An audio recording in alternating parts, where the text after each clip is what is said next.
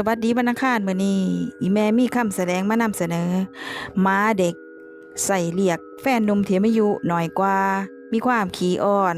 สดใสน่ารักคือหมาน้อยตัวนี้ล่ะตะมุตะมิปากสีชมพูหูสีชมพูขาก็สีชมพู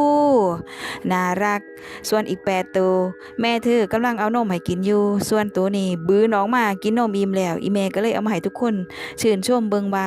หมาเด็กของอีแม่นี่น่ารักขนาดใดโดยเฉพาะปากของเธอนี่หอมเป็นพิเศษเลย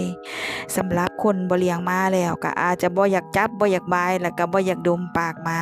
ค่อนข้างออกไปทางว่าขี้เดียดแต่สำหรับอีแม่แล้วมันต้องเติมหมา